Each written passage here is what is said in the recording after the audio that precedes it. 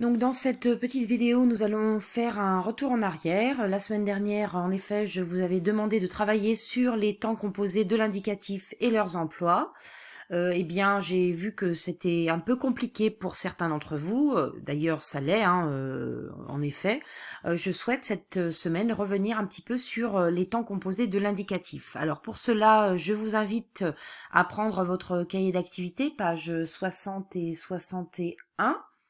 Si je ne m'abuse. Vous avez en effet une leçon qui est assez claire. En effet, dans le tableau ici, j'apprends et je m'exerce, on détaille dans la première colonne la liste des temps composés de l'indicatif, passé composé, futur antérieur, plus que parfait, passé antérieur. Dans la colonne de droite, vous avez à chaque fois le temps auquel est mis l'auxiliaire. Donc par exemple, dans le passé composé, l'auxiliaire est au présent. Dans le futur antérieur, l'auxiliaire est au futur. Dans le plus que parfait, l'auxiliaire est à l'imparfait. Et au futur antérieur, l'auxiliaire est mis au passé simple. Les deux colonnes qui suivent sont consacrées à des exemples, exemple pour le verbe parler et exemple pour le verbe venir, parce que le verbe parler utilise l'auxiliaire avoir, tandis que le verbe venir nécessite l'utilisation de l'auxiliaire être. Voilà, donc si on prend par exemple j'ai parlé, on voit bien qu'il s'agit du verbe parler au passé composé, donc il est constitué de l'auxiliaire avoir au présent et est suivi du participe passé du verbe.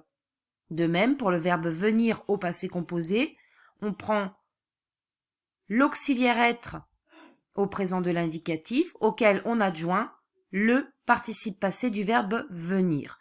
Donc c'est assez systématique. Vous voyez bien que seul le temps de l'auxiliaire est modifié dans les temps composés, que ce soit avec avoir ou bien avec l'auxiliaire être.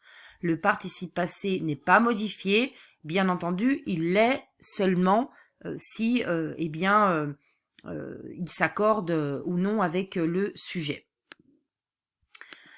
Alors sur cette fiche, alors dans ce tableau, vous avez, je pense que c'est un tableau qu'il faut mémoriser. Vous avez donc avec des couleurs, donc les temps simples à gauche, à droite dans cette colonne, vous avez l'équivalent du temps composé, le temps auquel doit être mis l'auxiliaire et puis des exemples dans la dernière colonne. Donc par exemple, le présent de l'indicatif, son équivalent dans un temps composé est le passé composé.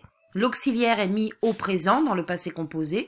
Et vous avez ici les exemples. J'ai aimé, j'ai trahi, je suis parti.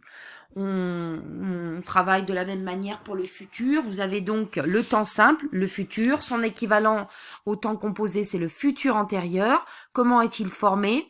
Eh bien, il est formé avec l'auxiliaire être ou avoir au futur, auquel est adjoint le participe passé du verbe, ce qui nous donne par exemple pour le verbe aimer, j'aurais aimé, pour le verbe trahir, j'aurais trahi, pour le verbe partir, je serais parti. Donc le modus operandi est le même pour le passé simple et l'imparfait, temps simple, avec leurs équivalents au temps composé, le temps auquel je dois mettre l'auxiliaire et les exemples dans la colonne de droite.